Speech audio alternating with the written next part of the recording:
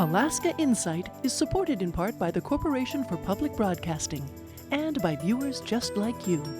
Thank you. Small businesses in Alaska say new tariffs from the Trump administration are costly and creating a lot of uncertainty. There's really no way of knowing what's going to happen. It's hard to know what the tariff regime is right now, let alone a week from now or a month from now. What are the main effects on small businesses in the state, and how are they responding? We'll discuss it right now on Alaska Insight.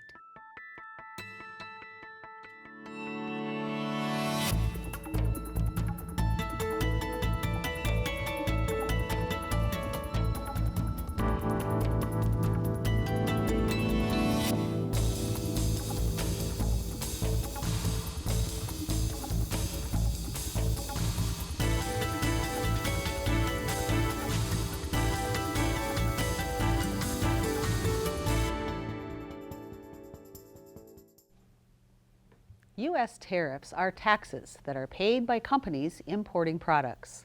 Those costs are often passed on to consumers of the goods being imported. The Trump administration wants tariffs to bring in revenue and make American products more competitive in the global market. But Alaskan small businesses are heavily dependent on supplies that are costing more and squeezing already tight profit margins. We'll hear about how businesses are coping with the added expense. Before we get to that discussion, here are some of the top stories of the week from Alaska Public Media's collaborative statewide news network. The Alaska Senate is planning to vote Monday on a new education funding bill, even as Governor Mike Dunleavy calls for changes. A new version of a bill originally focused on regulating cell phone use in schools now includes a $700 boost to Alaska's base student allocation formula, as well as a 10% boost to student transportation funding. The revised bill comes a week after Dunleavy vetoed a prior bill that aimed to add $1,000 to the BSA.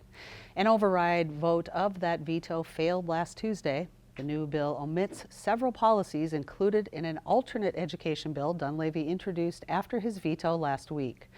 In a social media post on Thursday, Dunleavy said he would sign the bill if his policy priorities are added. A recent University of Alaska graduate is suing the federal government after his foreign student status was revoked by the Trump administration. Jean Kashikoff is one of 4 UA students and hundreds nationwide who recently had their foreign student status terminated in the Federal Student Exchange Visitor Information System, or SEVIS. His student visa was also revoked. In a lawsuit filed Wednesday in federal court, Kashikoff's attorneys say the Department of Homeland Security did not give him proper notice of the termination of his student status. Homeland Security Secretary Kristi Noem and Acting ICE Director Todd Lyons are named as defendants in the suit. In separate emails, DHS and ICE officials declined to comment. On Friday, the Justice Department announced it will reverse the mass termination of students from SEVIS after the move sparked more than 100 lawsuits across 23 states. It's unclear at this time how that could affect Kashikoff's suit. The northbound span of the Knik River Bridge between mile 30 and 31 of the Glen Highway will be closed for around 30 days as construction crews restore the deck and replace joints that connect the bridge to the highway, according to state construction plans. A detour will siphon all traffic into 3 narrow lanes on the southbound span, with 2 lanes traveling in one direction and 1 in the other. Those directions will change twice each day to provide double lanes for the direction with the heaviest traffic. As construction started this week, travelers faced few delays, with slight slowdowns occurring around the 5 and 6 p.m. rush hours. You can find the full version of these and many more stories on our website, alaskapublic.org, or download the Alaska Public Media app on your phone. This evening, we're discussing global tariffs and the ripple effect that increased expense for supplies imported from China, Vietnam, and numerous other countries that Alaska trades with is having on the cost of goods and services for Alaskans. Small businesses in Alaska are already feeling the effects from President Trump's sweeping tariff policies. Businesses are scrambling to stock up on products, move manufacturing out of China, and re-examine their balance sheets. And as Alaska Public Media's Ava White reports, entrepreneurs say the uncertainty they're facing is potentially just as damaging as the tariffs. Black tea from Sri Lanka, oolong from China. For the Spice and Tea Exchange in South Anchorage, imports make their business possible. There isn't a single product in our store that isn't affected by the tariffs that we're looking at. Even with that 10% baseline, we don't have that kind of working capital to just sort of absorb that without passing on that cost, to a consumer. But then I think you need to try the key lime after that. The store sources products from roughly 60 countries. Some teas have become more expensive and harder for the company to find as a result of tariffs. She says the supply issue is similar to the COVID pandemic. There's a lot about this that feels very familiar to where we were in 2021 and where we were already having to fight with other companies and brands to get, the amount of product that we're used to having for a reasonable price. The United States doesn't produce enough tea to come close to the domestic demand. So, Eldridge is stocking up in hopes of mitigating Trump's reciprocal tariffs from countries like Vietnam, Thailand, and Japan, which are paused through early July. That looming deadline makes it hard for businesses like hers to plan for the future. There's so much uncertainty, it changes by the day. So I am just taking it one day at a time, continuing to operate my business as best I can. Tariffs are also stressing Eric Parsons, owner of Revelate Designs, an Alaska-based company that manufactures bike packing gear. About half their goods are manufactured in Seattle, the rest overseas. When Trump announced reciprocal tariffs in April, Parsons says his heart sank. So when I saw 46% for Vietnam and 49% for Cambodia, I just despaired. My heart just totally sunk. And I was just this wave of, I would say, panic and anger swept through me because I was just why are you destroying our business?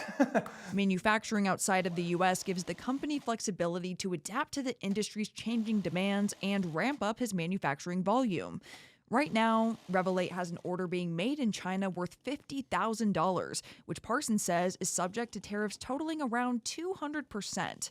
He'd like to avoid that and sell the gear internationally instead, but that may not be possible. But the problem with that is we need some of it to sell ourselves because we don't have the inventory here.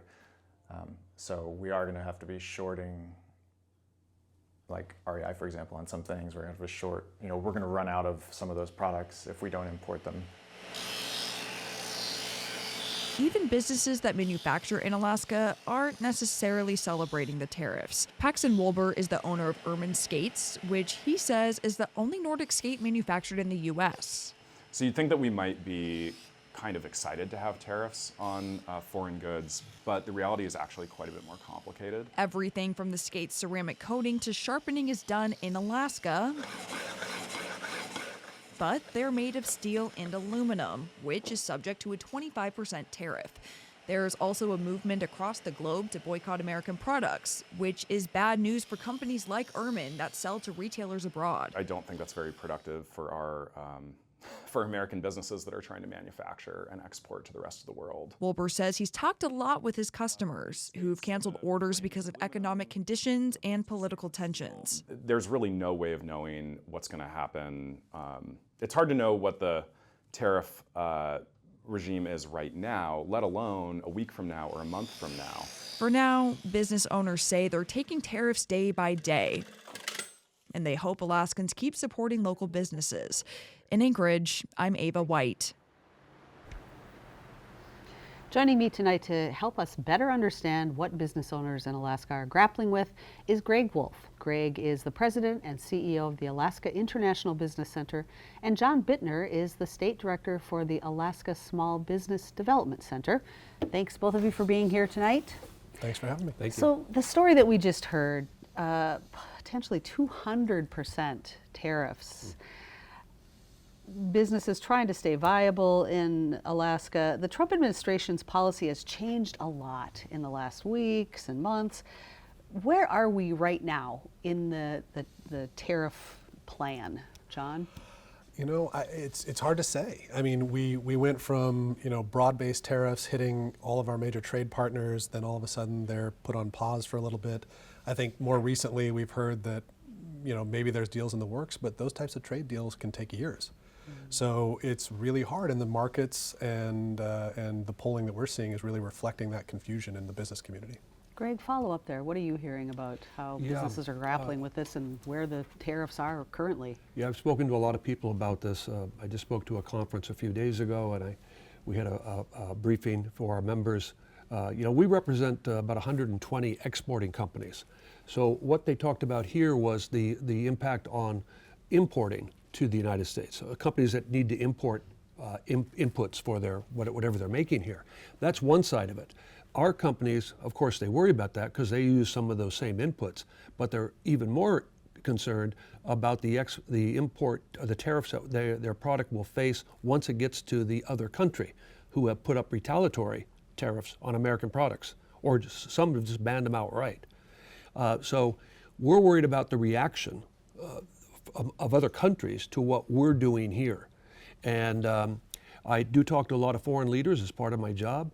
I just did yesterday with the Canadian government, one of our most important trading partners, by the way, for Alaska. And there's a sort of state, as John mentioned, around the business community and really around governments. A little bit, they feel it's sort of chaotic, the way things are happening. They don't know what the tariff will be. He mentioned a day from now or a month from now. How about an hour from now? This is what's happening right now. Some of the tariffs change by the hour. I get notified on my phone when they do. But so there's this feeling of uncertainty, chaos, and in some cases, like our friends Canada, a little bit of betrayal. They wonder why they're being sort of singled out, and they've always thought that they are our best friends and our neighbors. We share a 5,000-mile border. We do a lot of business back and forth on a daily basis. For Alaska, they're an important partner, including tourism marketing. They're the largest investor in the mining industry in Alaska. So it's sort of giving people, not just for today with the tariffs, but into the future, is America a reliable trading partner? Is it safe to say Alaska is the most tariff state in the nation? I think we're exposed to this more than any other state, and there's a couple reasons for that. One is our operating costs were already significantly higher. The majority of our goods are shipped in. We don't have a very robust manufacturing sector, but also we're the only state where any ground transportation has to go through a foreign country, right? So no other state has to deal with that. In Canada, they've been a great partner to us for years. They've indicated that, look, if this keeps going, we're going to have to start charging trucks as they cross the border. That would be hugely disruptive for us and only impact us, honestly. And that's not even talking about the fact that we're a global cargo trade route. The Ted Stevens International Airport is the top 3, top 4 largest landed cargo weight in the world. So all of this seems, I know it wasn't tailored to hit us the hardest, but it's going to, unfortunately. Mm-hmm. Great. Yeah, I'll add to that. Because we have a fundamental sort of weakness, if you will, in the Alaska economic model. By that I mean we don't really do any of the final processing or refining of anything here, whether it be oil, whether it be mining. You know, we take the ores, and we ship them to another country. Like we ship them to Canada, in the case of the Canadian miners. We ship it to Australia. So imagine this, the same with forest products and the same with seafood. We do primary processing in some cases, but we don't do the final processing. So this subjects Alaskan exports to a potential, in a way, think of it as a double tariff. We send the ore to Canada, they put a 25% tariff on it. They refine it, send it back to America, there's another 25%. So all of a sudden, if we produced the resource here and did all the refining and all of that, that would be one story. But we don't do that. We just don't do the final processing of really any major resource here. So our resources, and you could also argue some products, will be subject to double tariff. Mm-hmm. John, you surveyed businesses about kind of taking their temperature. What did you hear about how they're trying to gain clarity and how difficult that may be making it for future planning? Yeah, every year we do an annual survey at the end of the calendar year, and we were about to release the report, but with everything going on, it's an entirely different economic situation. It didn't make sense anymore. So we had to release a second sort of a smaller survey just to the people that did the original survey. And what we saw was pretty profound. There is a lot of confusion. There's a lot of shock. There's a lot of change in their perception on what the next year is going to bring. For example, we asked them, where do you think the state economy is going? Is it going to get better or worse? At the end of the calendar year, it was positive. It was 60, 70% thought that we were going in a good direction. Today, it's down to 25%. So it's a 40% swing. We talked to them about how are the tariffs impacting you. 70% of the businesses we surveyed that have suppliers say that the suppliers have already increased their prices, and that I think 60% of the businesses have already passed those on to consumers. So we're seeing the impacts of this today. And then lastly, 10% of them said in the next 6 months that they anticipate that they're going to have to close if things don't get better. Some of the businesses reported they were being affected by tariffs, but supported the policy. Did they expand on that view? Are they hoping maybe that something will change in the future? It's interesting. So we gave open-ended question space for everyone, and there were people that were supportive of the president himself, and they believe that he has a vision. But they did say that they are being negatively impacted, and their hope is that this is a short-term impact and that there's some long-term gain to be had by this. There weren't a lot of specifics on what that would look like. But yeah, there's people out there that still are rooting for some brighter future that'll come from this. Is there or are there businesses that could benefit in Alaska from this current situation? I'll be honest, there are very few business models that benefit from chaos, and that's kind of what we're seeing right now. There are a few. I think that if you're looking for a silver lining to all of this, one of the results, if you're going to survive what's coming, is you're going to have to get more efficient, you're going to have to get leaner, you're going to have to do more with less, and you're going to have to find expanded markets for your products or services. And so the businesses that make it through this, I think will by definition be stronger than they would have before, but I don't know that there's many benefiting. The other sort of aspect of this is we are seeing more mergers and acquisitions. Some businesses just aren't going to make it, and they're getting bought out by their competitors. Okay. Greg, you have a lot of tenure in international business, 40 years. You've seen tariff trade wars in the past. What usually happens in these escalations, and how is Alaska usually affected? Well, that's a good question. I've been through many tariff wars and a few trade wars. And my feeling on tariffs is this, it's no secret. I'm not a big fan of tariffs. It's just one tool in our government's, any government's toolbox. If there's a concern about trade, some unfair trade or the trade imbalance or something like that, there are other tools that can be used, and this may not be the absolute best one. But generally speaking, if you look back historically, and there's been many tariff wars, tariffs are nothing new. But there's usually, it's easy to find those tariff wars. It's harder to find a winner. Usually what it turns out to be, because of who pays the tariffs, both initially and then eventually, it's usually for the businesses and consumers of both countries that are affected, a lose-lose situation. And so usually they're short-term. Usually, people come to the table, realize nobody's winning here. Let's figure out how we can, solve this, and yet for, assumably mutual benefit. Do you think that U.S. and China leaders are waiting for the other one to blink? And if so, who is most vulnerable in that situation? Yeah, I do. Of course, China is Alaska's #1 trading partner. There's really no one even close. Last year was $1.5 billion of what we sent to China. The second place, they were #1. Second place was half that, $800 million. So for Alaska, it's our most important international relationship in terms of trade and commerce, is China, in terms of foreign countries. Both President Trump and President Xi are great leaders.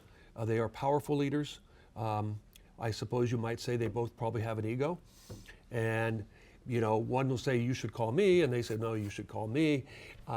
Hopefully, maybe staff, maybe through back channels and things, maybe a way can be done. It's a face-saving way that no one really looks like they were the first.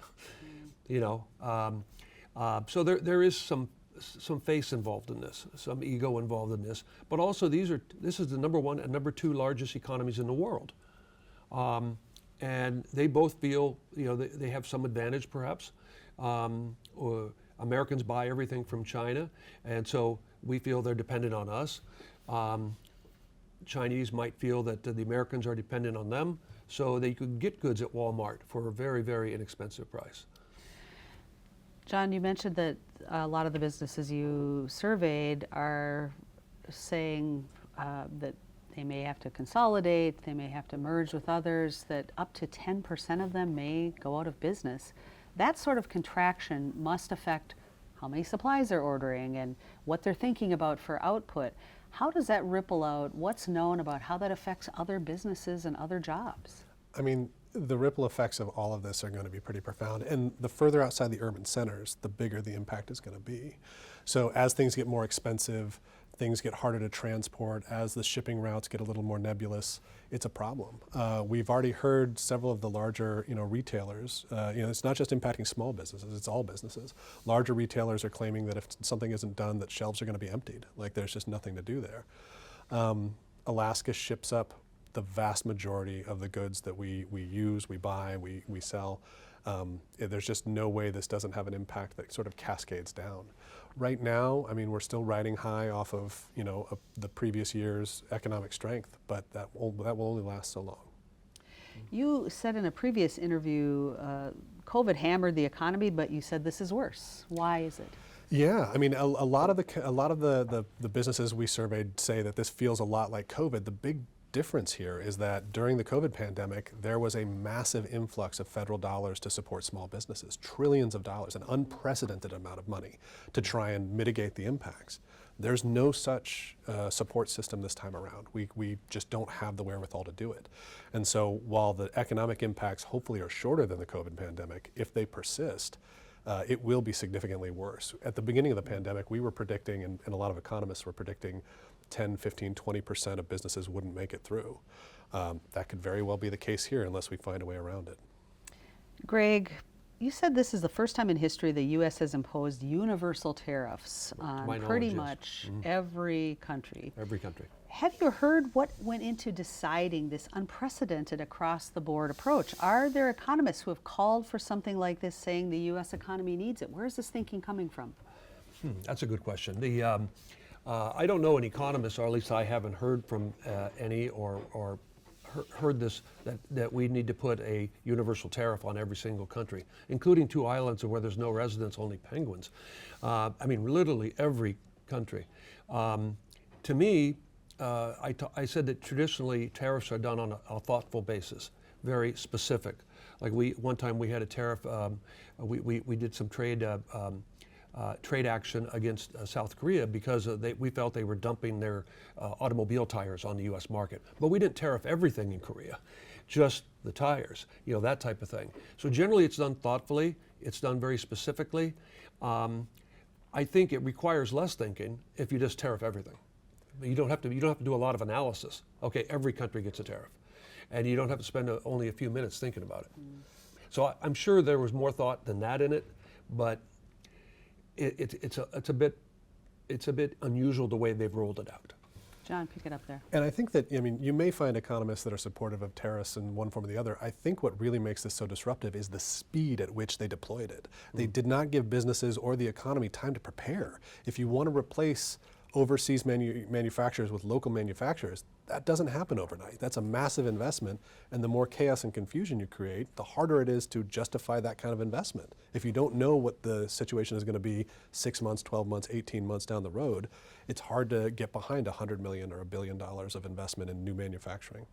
And given what we know about the efficiencies that China has created in their own manufacturing settings, is that realistic to bring major amounts of manufacturing back to the United States? Greg, you're shaking your head. I would say unrealistic. I use the example all the time of the iPhones because everyone seems to have one. None of the iPhones are made in America. Right now, about 80-90% are made in China. They made an announcement today on the television that they're going to switch a lot of that production into India. Again, they're not bringing it back here. They're just moving it from one country to the next, but they're not bringing it back here. The reason for that, very simply, is it would be your iPhone, the price would triple or even greater than that. A $1,000 iPhone would become a $3,000 iPhone at least. Some economists say $5,000 if they do it here. just one. Everyone talks about lower wages, and there's truth in that. There's other reasons, like you mentioned, the supply chain. But workers there that make the iPhones for Foxconn, by Foxconn in China, they make $2.87 per hour, which is not considered bad. If you made it here, probably a worker would want $30 per hour. There would be union labor involved, most likely. Sure. And yes. Thank you both so much. This time went by far too quickly. There's so much to discuss, and I'm sure we'll have you come back and help us better understand as we move forward with this current Thank you situation. for having us. Thank you. Mm-hmm. Small businesses are the economic engine of healthy communities. They create jobs and unique goods and services that may not be available anywhere else.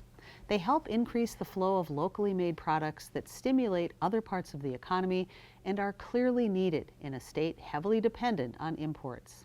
U.S. tariffs may bring negotiations that could help boost manufacturing in the lower 48 in the future, but Alaska's unique position as a state with road access only through Canada and as a major international cargo hub make tariffs especially challenging for the businesses we need for Alaska's future.